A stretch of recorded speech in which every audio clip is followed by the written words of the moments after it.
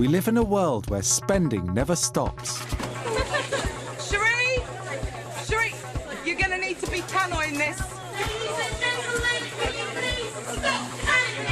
But why do we buy what we buy? And how is our desire to spend manipulated? Every other company on earth is trying to get you to spend money, and they're putting all their effort into getting you to spend your money on stuff all the time. I'm Jacques Peretti, and in this series I'm going to investigate the men who've made us spend. I'll discover how products were deliberately made to break so we buy more. Planned obsolescence is an open secret. When I'm talking to professional management people, and they all say, well, we all know this. How we've been reprogrammed to dispose of our possessions. I don't think individual advertising campaigns change people's views completely. Well, why are they still doing it then? No, they're not still doing it. Well, they did in 2012. You ran a campaign that said you should leave your sofa on the sidewalk. And how technology has been used to perfect consumerism, making us constantly hungry for more. We want the new thing. It's hardwired into our brain to be looking for new stuff. The marketers have figured out how to take advantage of that.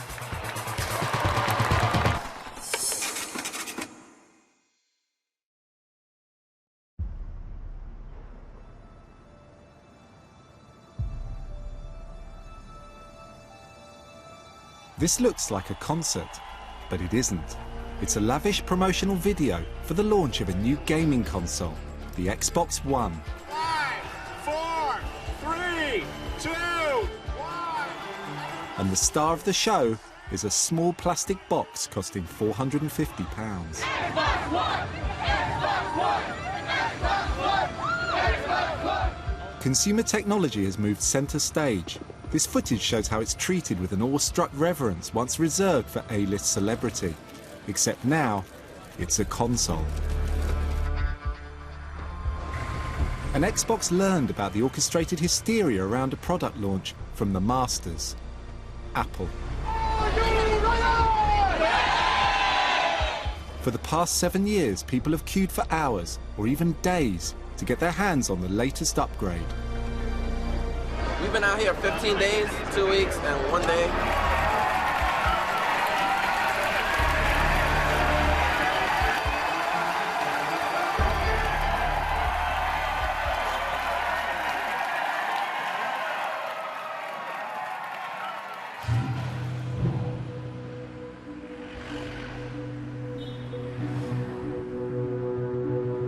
But what drives people to wait in the cold for a new phone?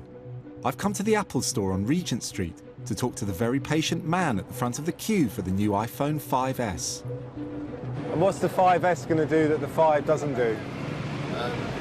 Realistically, probably not much. There's a fingerprint scanner, which is very cool. So you've queued for 3 days to buy a new phone that is not going to do much more than the phone you've got at the moment. At the end, the walkway is something new that we all want. Thousands of people are waiting in line.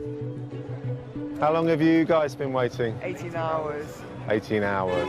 What is it that's so special about having the newest phone, the latest phone? The rate that they change so quickly, you don't want to be left behind as such, do you? Why is it so important for you to have the latest phone so quickly? Because this time they are in different color. Because it's a different color? Yep.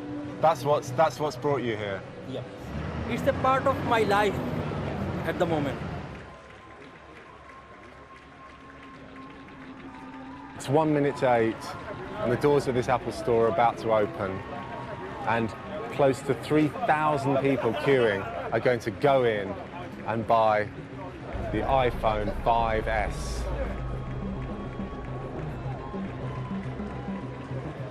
And the allure, the magic of owning that phone, the new phone, is still there.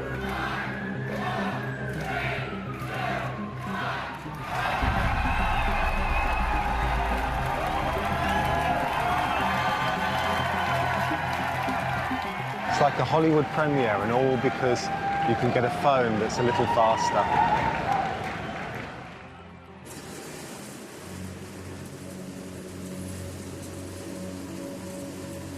But the flip side of the hysteria for the new is that the new becomes unwanted, fast.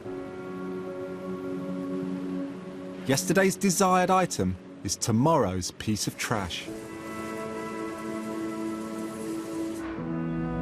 This is a waste facility in California, like thousands across the globe. Except this is one with a difference. There are boxes and boxes of shiny, new, unopened technology.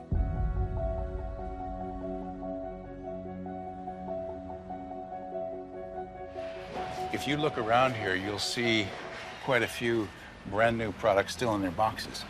Yeah, there's some printers there. Yeah, brand new, never been opened. Here's a bunch more right here. And wow, those are... They've never been used. So these are, wow. Yeah. So those are products that, for one reason or another, they decided that they would rather destroy than try to sell to somebody who might need them. This cycle of things becoming almost instantaneously obsolete is at the heart of consumerism today. After festivals, sites are strewn with brand new tents used just once. Many of us are happy to spend and discard, and it's this churn of products that supports our whole economy. And the concern is that our economic recovery is being driven once again by consumer spending.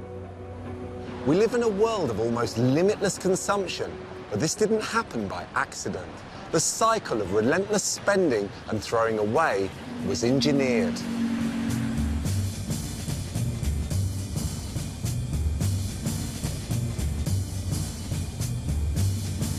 But how did this happen? To discover its origins, I've come to Berlin. In the 1920s, manufacturers hit upon an idea that would become fundamental to the consumer economy: artificially limiting the lifespan of a product. It was known as planned obsolescence, making a product that is deliberately designed to break.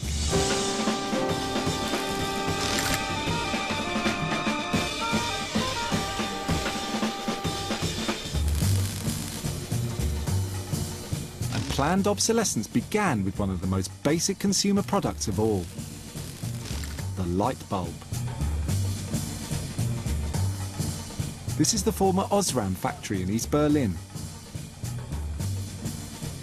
It hid a secret about light bulb production until the fall of the Berlin Wall.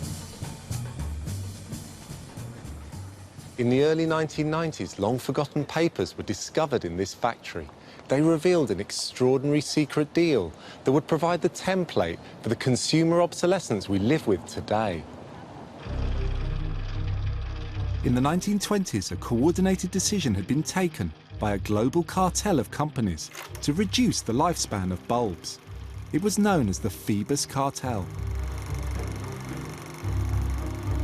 The cartel's origins came from the chairman of Osram. His name was William Meinhardt. Meinhardt wanted to standardize and control the way in which light bulbs were manufactured. In 1924, the world's biggest electrical companies hammered out a deal in Geneva. Its aim was to increase profits by fixing prices and production quotas. It would also dictate the length of time a light bulb could last. What's extraordinary is that the rules governing the way the cartel would control production were all written down in minute detail. These papers were discovered by German researcher Helmut Herger. Helmut, how did you first come by these documents?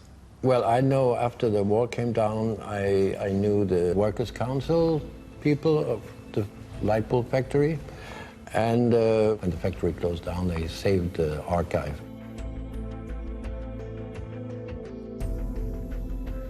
This first point is, 1, control. The life of general lighting service lamps shall be controlled. Before the Phoebus cartel existed, how long did a light bulb last? The light bulbs lasted 2,500 hours. And after the Phoebus cartel? They reduced them down to 1,000 hours. The bulb that comes off the assembly line today as a filament of pure metallic tungsten that burns white hot for 1,000 hours.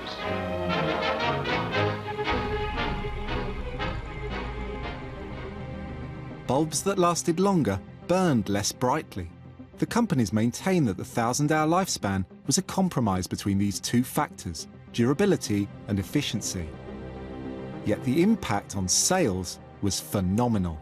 The year the agreement was signed, one lighting company executive wrote, "All manufacturers are committed to our program of standardization. It is expected to double the business of all parties within 5 years." And any company that broke the cartel was threatened with fines. It's incredible because actually when you look at the rules that have been written down, this is called basis of fining. It says if it lasts 20 hours more, you'll be paying so much money. 50 hours more, a higher amount. 75 hours Swiss more. money, yeah. The Phoebus cartel was ended by the war. But Helmut has uncovered hard proof of planned obsolescence. And others are investigating how it operates today. I've come to meet Stefan Schrieder at Berlin Technical University. Stefan is studying obsolescence in consumer goods and is shocked by how pervasive it is.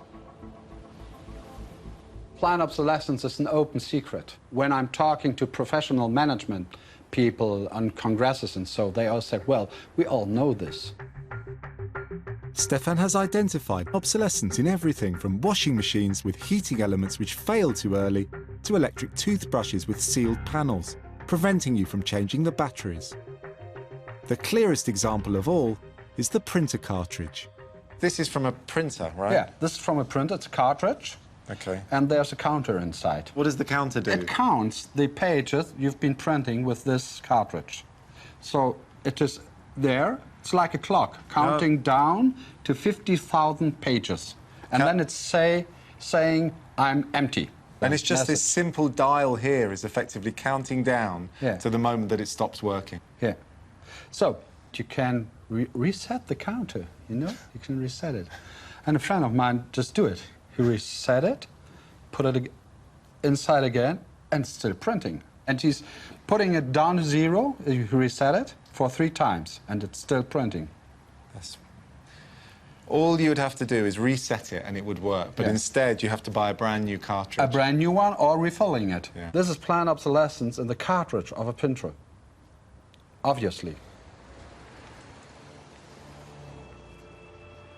The open secret of planned obsolescence that Stefan talks about is now becoming increasingly sophisticated. Manufacturers are even being accused of inserting electronic chips into printers to tell us the ink has run out when it hasn't. Planned obsolescence is now being woven into the very fabric of our everyday lives.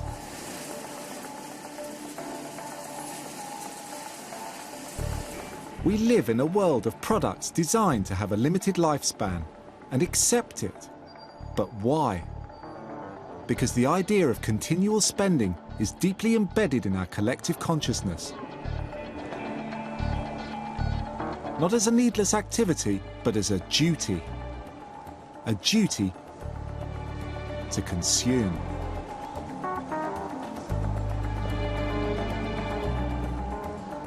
This began during the Cold War. The world faced a choice between competing brands, capitalism or communism. Capitalists. They've worked and saved to make the biggest single purchase in their lifetimes. They have a share of America's wealth.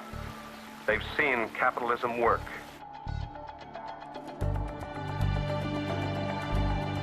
I've come to meet Elizabeth Cohen of Harvard University.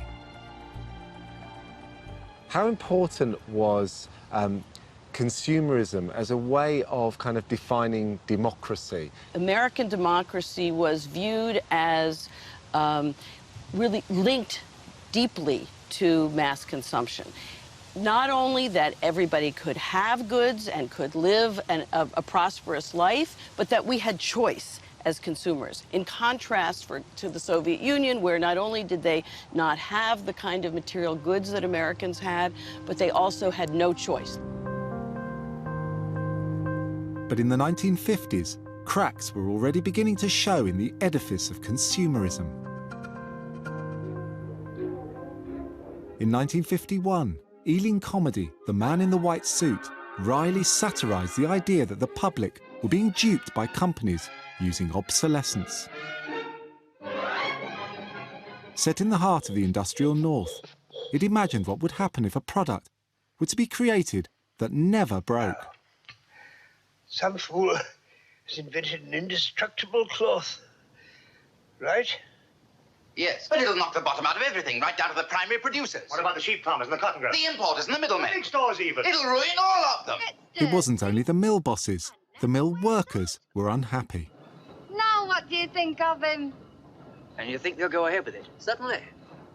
You're not even born yet. What do you think happened to all the other things? The razor blade that never gets blunt, and the car that runs on water with a pinch of something in it.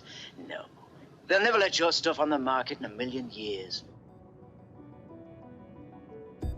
The film reveals that far from being a time of consumer naivety, the 50s saw an acute awareness of an economy built on obsolescence and an active debate about whether the tactic of making goods to break was acceptable. But consumerism was about to face a bigger problem. People weren't buying enough new things fast enough. There was an assumption for, I would say, at least a decade, that there was no end to the prosperity that would come with mass consumption. But at a certain point, and I would say by about the mid-1950s, there were advertising executives, marketers who were realizing that there was going to be an end to this profitability, that at a certain point, these markets would get saturated. And what would happen then? And they experimented with different approaches. So how do we get people to keep buying once you have that vacuum cleaner and that refrigerator and that car? If consumerism were to speed up, as manufacturers wanted, they needed a new and far cleverer plan. The answer lay with an idea from one man, the psychological reprogramming of the consumer. His name was Alfred P. Sloan, the head of General Motors. Pessimism has no place in the American schemes of things. I am the greatest possible optimist on the future of America and our whole system. His 33 years at the helm saw the company become the biggest car manufacturer in the world. Before GM, Henry Ford had dominated the market with one uniform car, the Model T, and the slogan that you can have any colour as long as it's black.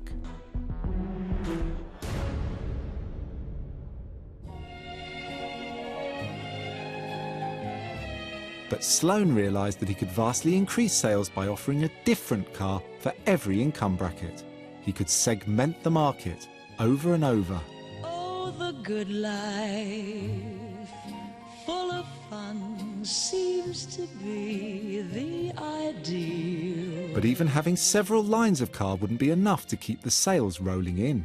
Sloan wanted customers to buy a new car every year, like a new coat or a pair of shoes. GM called this theory of continuous upgrade the organised creation of dissatisfaction. This is the car that epitomised Sloan's new selling philosophy, the '56 Chevrolet Bel Air. A crazy little train in Cochabamba takes you for a ride that's quite a thrill. This crazy little train's the choo-choo. Legendary car designer Tom Matino began his career at General Motors, working to the Sloan philosophy. Oh, this is beautiful. A four-door hardtop, the newest of the new. The Bel Air Sport Sedan. Oh, that's a car to fall in love with. How often would he have to change the shell of the car, the appearance? At that time, the hype of that was every year. Every year? Every year they changed the sheet metal. Wow. Is it true, Tom, that this colour, that you get this incredible sheen, it was derived from nail polish? Yeah, can you see the glow? I mean, and again, it's the people matching their dress to their cars or the shoes. It's much more fashionable. Sloan flipped what was important to the consumer on its head. Instead of engine and reliability being main stage, it was now the seemingly superficial add-ons, colour or tail fins that drove the sale. Chevrolet's Royal Tone styling puts ever more emphasis on exterior color, a rainbow of 26 entirely new solid tone and two-tone color combinations. So Sloan, did he reboot obsolescence in a way? Because before that it was planned obsolescence, things done to an object. And he made it about obsolescence being in your head. You yourself would choose to want the new. Yeah, you don't need to buy a new car. In mechanical wise, it's still brand new, year-old. But make you feel like the new one's better, and I have to have one is quite a genius way of doing things. Yeah.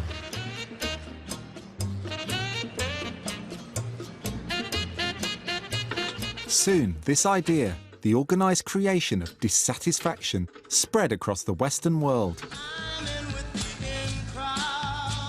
helping to drive economies during the boom years of the 1950s and 60s. And to Britain, as we came out of austerity. Bathrooms go on getting better every year. They can be improved inexpensively, but it's nice to have a peep at one where money's been no object. The tap's running. Half an hour on the phone and she'll be underwater. For 2 decades, consumers enjoyed a prosperity that was previously unimaginable. The British had embraced consumerism and spending with as much enthusiasm as the Americans had before us. We enjoyed redoing our homes, changing our cars on a regular basis. But this new consumer paradise was about to be hit by hard economic fact.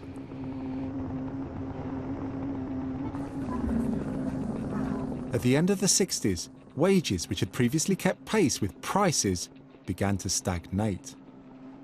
And by the mid-70s, when prices soared, we had a problem. People were looking through the shop window at the consumer paradise, but could no longer buy it. A chrome standard lamp, a set of stacking stools, a cuddly black cat.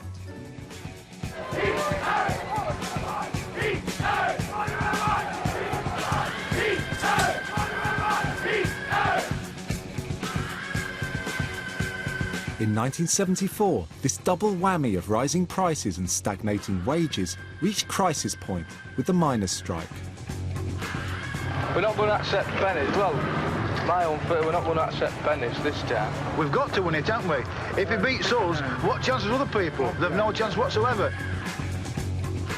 This wasn't an elevated ideological struggle between left and right. These were angry consumers. Thank you very much. And I don't think the Labour government fully understood, and I know I, in number 10, didn't fully understand, that the squeeze on real incomes, producing falling real incomes in the second half of the 1970s, meant that the workers wouldn't put up with it anymore. Do you think that the trade unions were just really trying to keep up living standards for their members and, in a way, pursue the consumer dream? The unions were reacting to the particular situation that their members were suffering reductions in their real incomes. A consequence of that is that they couldn't buy as many of the consumer goods as they'd grown accustomed to and their wives had assumed. So there was a move in the union movement towards individualism, materialism, a bit of grab what you can, regardless of the impact of the rest of society. Demands for higher incomes led to repeated strike action, culminating in the winter of discontent. In the shops, the threat to food supplies is getting larger every day. By the end of the 1970s, consumerism Mark I was over, but its demise had threatened to make Britain ungovernable. 70s Britain feels like another country. So how did we go from the bleakness and conflict of that decade to a 21st century Britain, obsessed not with class war, but shopping? The answer lay with one man, a wealthy chicken farmer, who wanted to use his money to bring about a new vision for Britain. Anthony Fisher brought the idea of battery farming to the UK, making millions from his company, Buxted Chickens. Now, about a quarter of all the laying hens in this country are kept like this, often thousands of them all under one roof. But Fisher wasn't just a chicken farmer. He cared passionately about freedom of the individual. Fisher believed the British people had been penned in by the state and by trade unions, and he wanted to set them free. After the war, I found England slipping into socialism, the people somehow believing that government was going to solve all their problems. In the late 1940s, Fisher had become enthralled by the ideas of a radical Austrian economist called Friedrich Hayek. Hayek believed that the government policies of the post-war period were a form of serfdom. Companies and individuals should be free to spend what they want. Fisher wanted to put Hayek's free market philosophy into action. He wanted to become a politician.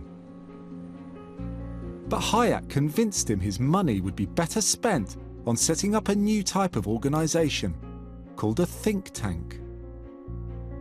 He told me, keep out of politics and make your case to the intellectuals, that is, the teachers, the students, and the media, because they in turn influence the people. Fisher followed Hayek's advice. In 1955, he set up the Institute of Economic Affairs. Through the years of Wilson and Heath, it toiled away in the wilderness. But with the turmoil of the 1970s, the IEA's moment had suddenly come. Patrick Minford was one of the many young economists who wrote for the organisation at the time. The IEA was trying to explain to people how free markets worked, and that, you know, the best organization of an economy was one where individual consumers and producers were empowered to produce what people wanted. Market forces.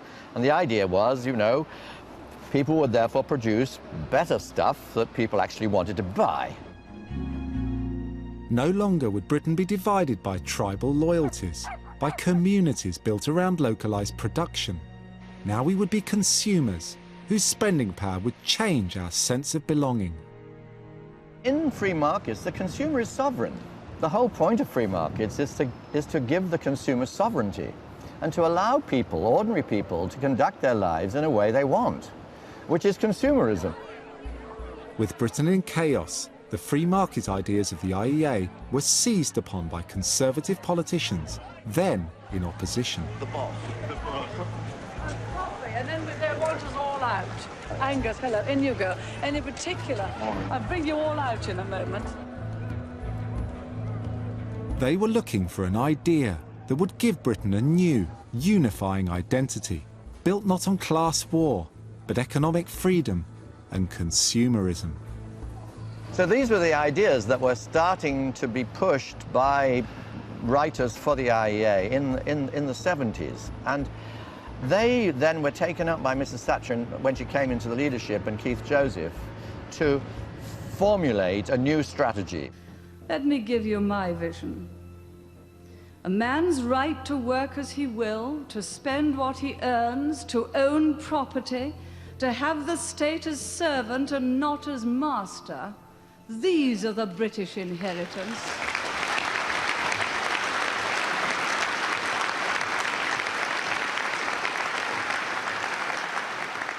They are the essence of a free economy, and on that freedom all our other freedoms depend.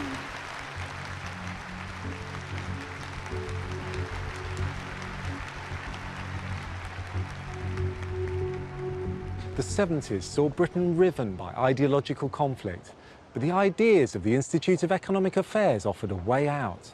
A new, depoliticised identity for ordinary people, not as workers, but consumers, freed to spend.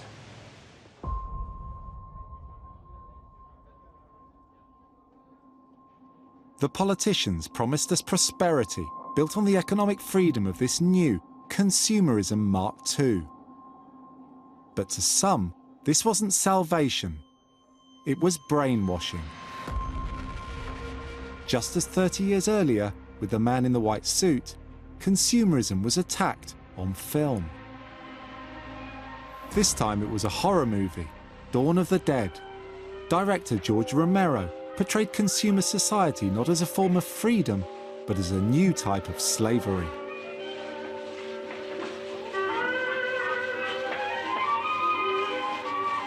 To Romero, the consumer was not an individual, but a zombie, blindly following the herd into the shopping mall. What are they doing? Why did they come here? Some kind of instinct, memory of what they used to do. This was an important place in their lives.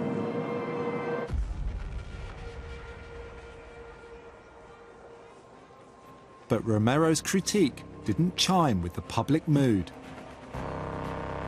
Consumerism was about to lift off like nothing ever seen before.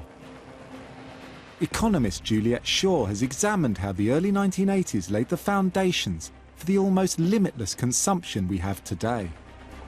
In the 70s, you had wages failing to keep pace with consumerism, which obviously created strife with unions and so on. I'm wondering how, in the 80s, how was it possible for consumerism to keep on the rails? This was a period in which the nature of the sort of consumer culture changed from being one in which people aspired to something 10 to 15% more than what they had, to being a time when people started aspiring to be rich. And the mechanism that squares that circle, if you will, is consumer credit. Because this is also the time when consumer credit becomes much more available, and that's a relatively new thing. Now all you need to do is pull a little plastic square out of your pocket. It's like a sort of magic fetish. And boom, you're able to buy things that you didn't have the income for. But easing credit was only the first piece in the jigsaw.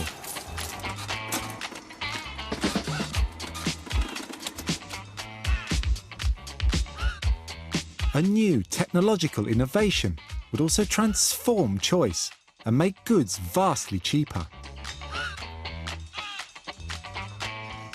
And it was brought about by this man, Mike Riddle. Riddle invented a computer program which became AutoCAD. Released in 1982, it allowed designers to use computers to tweak the shape of products in a way previously unimaginable. The explosion of choice would fill the giant new out-of-town retail parks. What did computer-aided design enable designers to do? It allowed us to make a lot of variations cheaply. The big impact was on cost, so that we could have hundreds of different designs. Instead of saying, here's the one standard toothbrush, we could have hundreds. They could all be a little bit different. From now on, CAD would allow everything from perfume bottles and luggage to kitchen equipment, even deodorant bottles, to be designed on a computer. The shape, the moulding, the shaping of things, that was a new innovation as a result, wasn't it? The ability to do that. Right. Before CAD, these products all tended to come in very, very similar containers. You would buy a bottle, like you look at shampoo or lotion bottles. They would all be a straight cylinder, a different top, maybe a different label. Now, everyone has a different shape, subtle curves to it, things they would never have thought of before because it would have been too expensive.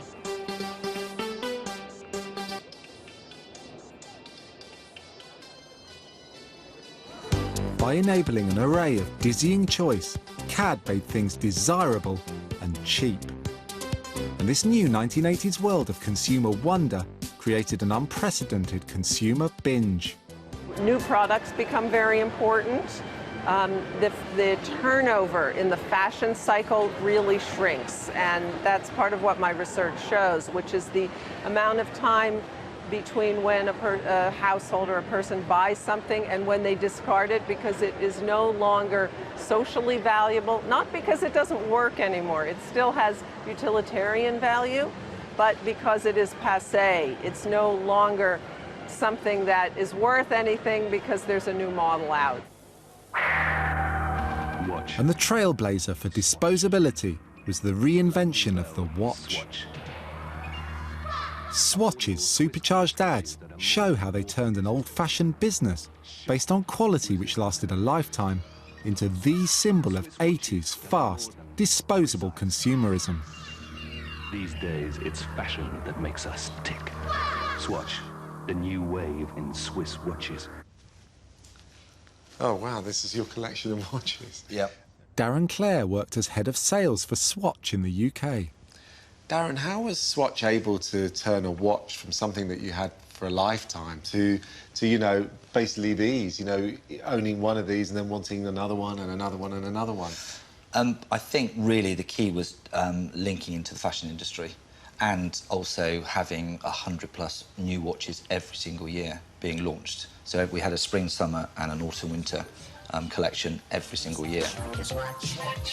As glamorous as a Duran Duran video, the ads were aimed at young, fashion-conscious consumers.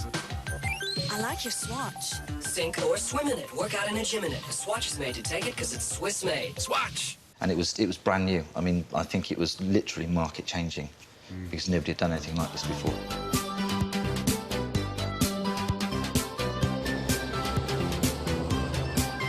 Swatch wanted people to buy 4 watches a year. They sold 1 million in 1983, their first year, and by 1986 were selling 12 million. Swatch revealed how much money could be made by turning what had been a long-lasting consumer item into a frequent purchase. And even though a Swatch was cheap, it was made desirable by being designer. The designer revolution of the 80s and 90s cloaked a tidal wave of cheap goods onto the high street that we bought and discarded without shame. But it's one company that epitomised the new junction of cheap throwaway goods and designer lifestyle aspiration like no other: IKEA. I had to have it. The Klipsk personal office unit, the Hovertrack home exerbike, or the Johanneshav sofa. IKEA's totemic place in consumer culture was first highlighted in Fight Club. I had it all, even the glass dishes with tiny bubbles and imperfections. IKEA was singled out as the brand Edward Norton's anti-hero cannot escape from. His obsessive desire to fill his house with their furniture shows how consumerism has taken over his life. It wasn't just Edward Norton's character in Fight Club. We were all rushing to conform. Like everyone else in Britain, I filled my house top to bottom with IKEA.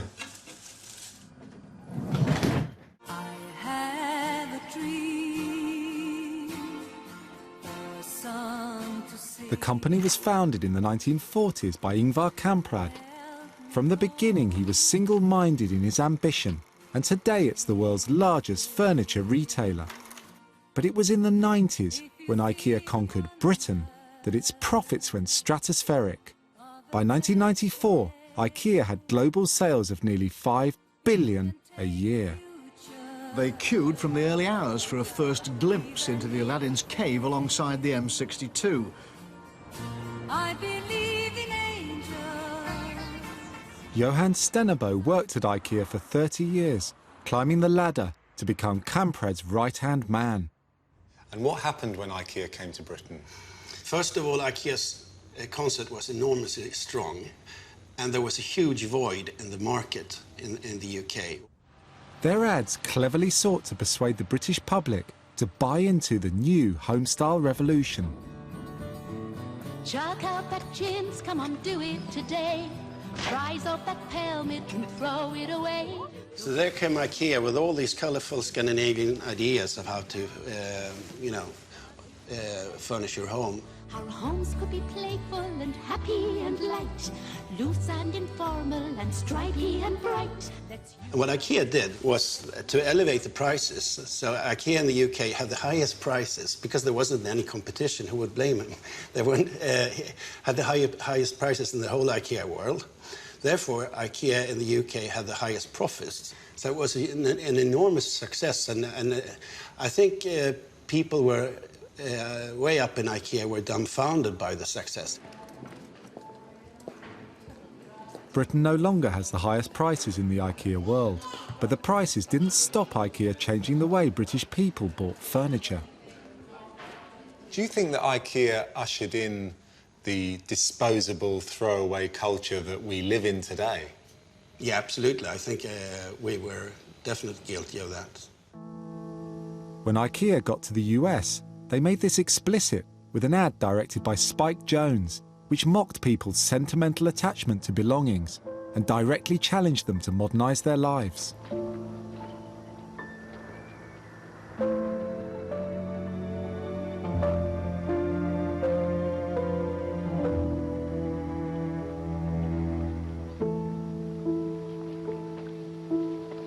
Many of you feel bad for this lamp. That is because you're crazy. It has no feelings, and the new one is much better. What IKEA did was an extraordinary trick, which was to take the idea of home furnishings, of furniture, which was traditionally a big-ticket purchase, something you bought for life, a sofa, and to make it essentially the same as a packet of crisps that you throw away. You know, everything, no matter how big it is ultimately disposable. Regardless if it's a sofa or a mug, it's designed with a fashion. And fashion tends to be have a limited lifespan. You can still find this throwaway idea in IKEA's marketing. This print ad from Canada dates from 2012. But IKEA prides itself on its green credentials, like a programme to get all its wood from renewable sources by 2020. Steve Howard is the global head of sustainability. I wanted to ask him how the company squared the contradiction of their green ambitions and their ads. Steve, I asked one of your former senior executives if IKEA had ushered in the throwaway consumer culture, and his answer was, yes, we definitely did. Chuck out your chintz, which I've actually looked at online, and maybe we'd say recycle your chintz today if we did the same advert today. The whole IKEA business idea is trying to make beautiful, affordable, sustainable, quality products that are good in people's homes. And the people behind the campaign to leave the lamp on the sidewalk, they said that this was actually a campaign to overcome the durable goods mindset of the consumer. So this was IKEA engineering a change in the way we look at the products we're buying so that we can throw them away. I don't think individual advertising campaigns, whatever the advertising executive was thinking at the time, change people's views completely. But why run a campaign if you're not trying to do that? And we wouldn't do that today. How successful are you going to be in preventing IKEA from running campaigns, advertising campaigns that suggest we throw away our consumer goods? Jack, I think we're going to show this interview to our global marketing team as a training video to say, let's have more sustainability messaging on this. And I think if we look at... Steve, that's not enough. You need to guarantee that you're not going to have an advertising campaign that says you should throw away these goods. Because if you're genuine about sustainability, that's what you should be doing. I will raise the conversation with our marketing people around the world on this, but they've already had it. And actually... Well, why are they still doing it then? No, they're not still doing it. Well, they did in 2012. You ran a campaign that said you should leave your sofa on the sidewalk. And we've just... last year too. You can't guarantee it. I will actually make sure, while I'm here, we do not do a dispose the sofa. I'll write to our marketing matrix about it.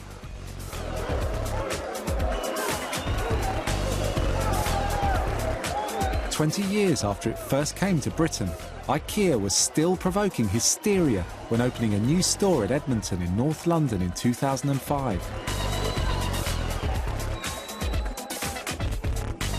Such scenes have become increasingly common in recent years.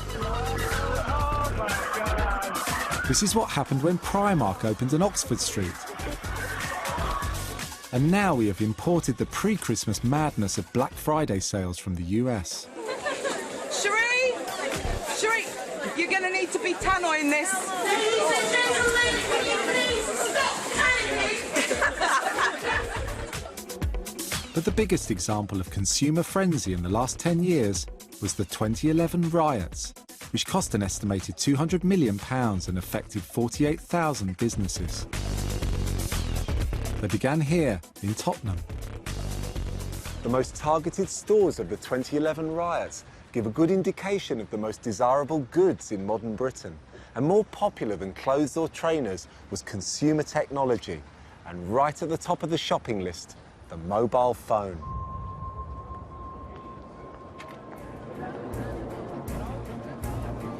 The choice of phones as a prime target for the London rioters was evidence of the hold these items have over all of us. And at the heart of their allure is the idea of continuous obsolescence, the perpetual, never-ending upgrade, first dreamt up by General Motors over 50 years ago. And the man who perfected it for contemporary consumerism was Steve Jobs. An iPod, a phone. Are you getting it? This huge launch was Jobs introducing the very first iPhone in 2007. Since then, there have been 7 generations, and the pressure to upgrade intensifies with each new launch, making us feel that our existing Apple product is out of date and obsolete. I wanted to know whether those who worked within Apple could explain whether it was great design or this relentless drive for profit that drove each upgrade. Dan Crow came into Apple as one of the chief designers in the late 1990s, working alongside Steve Jobs. I wonder, Dan, under the aegis of design, whether really what Steve Jobs was creating was an amazing, perfect money-making machine. The idea of the perpetual purchase, the rolling consumption of the upgrade. Apple got extremely good at iterating and making each step of the product better and better and better. Now, partly that drives upgrade, right? People want the latest and greatest, and I think that's quite interesting. But it's also very much about the technology and about the how can we make something better and better. But in recent years, has innovation slowed? So if you look at the latest iPhones, you can make it a little bit faster and a little bit nicer, and you can put gold on the back, and you can put a fingerprint sensor on, which is great, but it isn't actually that different from the generation that came before. I think we're seeing sort of the natural plateauing of the product. It's reached its peak. It's probably about as good as it's going to get. Apple have perfected the idea of obsolescence first revealed in the 1950s, making us want something a little newer, a little better, a little sooner than is necessary.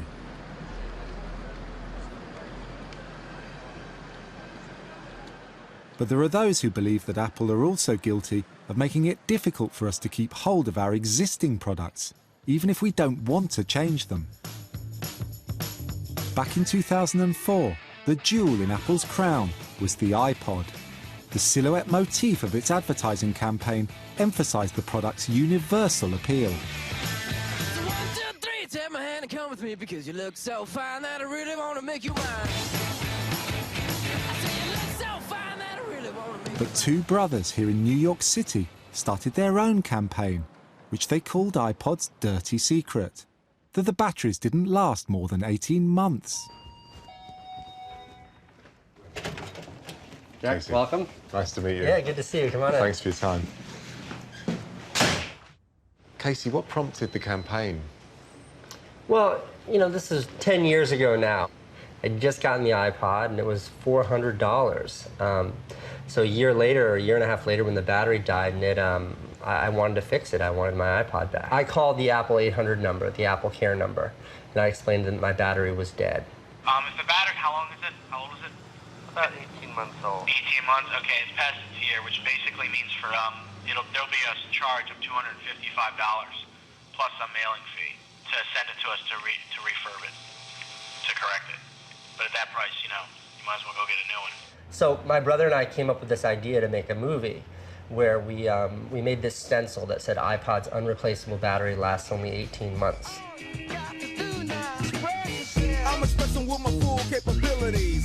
And then we spray painted using that stencil on all of those ubiquitous iPod silhouette advertisements that were all over the city. Then we posted that movie online, and it went crazy. So you got, how many hits were you getting? Well, it was tough. This is pre-YouTube. But I think we did around 5 million views in a couple of weeks. And what did Apple do? Apple didn't really address it. They did shortly thereafter change the policy and enact a battery replacement policy. But it's built-in obsolescence, isn't it? It absolutely is built-in obsolescence. Casey's campaign has kicked off an entire movement dedicated to fighting built-in obsolescence. Here in California, a new consumer fightback is now underway. I've come to San Luis Obispo to meet one of the leaders. Carl? Hi. Carl Wiens runs a collective called iFixit. They tear apart new technology to work out how to mend it, something they say big companies like Apple actively discourage. Carl, I've got an iPhone here and the battery is wearing down. I charged it this morning, it's gone down 10% already, and it's a year old. Why is it going down so quickly? The physics of these batteries, they wear out after a finite amount of time. It's a consumable, just like the tires in your car. You have to replace the battery in the phone every once in a while. The real problems with changing the battery on the phone emerged with the iPhone 4. When they released this phone, they included some new screws that we'd never seen before. So these are 5-pointed star shape screws that we had never seen in all our years of taking electronics apart. Apple invented a brand new screw specifically for this phone to keep people like you and me out. They don't want us in here able to replace our own battery. And I decided that that wasn't okay. And so I reverse engineered their screw, and we started making and selling screwdrivers for the iPhone. So you invented the screwdriver that will now open this phone? Right. Okay. So let's dive into this one. Yeah. So that's the screw. You can see it's pretty tiny. Yeah. Once you get inside the phone, there are actually Phillips screws. Right. Which continues to show the irony. They're only using these pentalobe screws on the outside to prevent you from getting in. Right. It's basically like a barbed wire fence, isn't it, to stop you getting in. But then once you're in the phone, you've got recognizable screws that you can deal with. Right, absolutely. It's just a gateway. They're preventing you from getting inside. Once you're in, it's just like any other phone. It's very easy to work on. Apple told us that they work hard to make the most beautiful and highest quality products and devices in the world, using state-of-the-art technologies. They say their products last longer, retain more of their value, and are better supported than all other products in their industry. Apple wouldn't be interviewed by me. They suggested we speak to tech analyst Benedict Evans. I wanted to know whether upgrade culture mastered drive to make us spend more. Do you think the iPhone is improving? I think we are still seeing really dramatic improvements in what these devices do. Is that really true? Because I spoke to Dan Crow, who is a designer for Apple, and he said that actually what's happened with the iPhone is that it's kind of plateaued. So specifically, the new iPhone has a 64-bit chip, which gives roughly double the performance for the same battery life. It has a camera that can record slow-motion video in near darkness. It has a built-in fingerprint reader. Well, I talked to the people in the queue who were waiting for the 5S, and I asked them why they were buying the 5S, and they didn't say because it's got all these amazing new technological innovations. But you shouldn't have to know that. As a consumer, you shouldn't have to know why. You know, it's not the consumer's job to know that something is better. It's not the consumer's job to have an opinion on things that they haven't seen. Could you tell me about the iPod? When the iPod was developed, what was the thinking about having a non-replaceable battery? If you make a battery removable, you've got to completely redesign the device. You've then got to put a plastic case around the battery, and then you've got to create a plastic socket inside the device, and then you've got to create a removable case that will come off. You've added actually quite a lot of extra just volume to the product. And then you've got to redesign where everything is inside to make room for all of this. So what you're saying is that there's a trade-off. If the consumer wants a sleek product, they're going to have a battery that's non-replaceable and that's the deal and they're choosing that? Well, I think that's the thing. Is it not ushering in a kind of disposable culture, the culture of the upgrade that we have today? And it's about relentlessly buying the newest, the quickest, the sleekest, and that is, by its essence, the throwaway culture. I think that's an argument that says that actually we were a lot better off, we had much lower consumption, we had much slower lives when 80 to 90% of the population were peasants. And the story of humanity's move away from peasantry and a life expectancy of 25 or 30 is in part a story of consumption. It's very hard to separate change and improvement from the improvement in people's lives. So you think it's right that we have a culture where companies are prepared to upgrade things relentlessly and that we throw these things away? Well, I don't think that's really the right way of looking at it. Companies are continually struggling to make better products. The reason why I can turn on a TV set and have a reasonable expectation that it will turn on and never fail for the next 15 or 20 years is because companies are continually striving to improve their products and make better ones. Consumer technology must deliver never-ending improvement to sell to us, which means we've now reached a pinnacle of obsolescence with the mobile device. But as technology expands to every consumer purchase, the need to upgrade will become an inescapable fact of life. The destination of a journey that began back in the 1920s with the humble light bulb. Manufacturers then had what seemed an impossible dream: to engineer consumer behaviour through planned obsolescence. Today, we live in a world of relentless, continuous spending, not so much because we were manipulated, but because we, the consumer, chose to be part of the project. Okay, ready? Next time, how fear is used to make us spend. I relieve the fear. I relieve the anxiety. How our deepest emotions are manipulated. People tell me, wow, I want this car. Why? I don't know. That's good marketing. I'll meet the men who've made a fortune from exploiting our anxieties. You've no idea how much money you made. Yeah, I was lucky to be part of an incredible organization. That's one way of putting it. What secret methods do shops use to make you buy? Take a ride on the Open University's shopping carousel and find out what influences you while you're shopping. Go to bbc.co.uk/menu made us spend and follow the links to the Open University.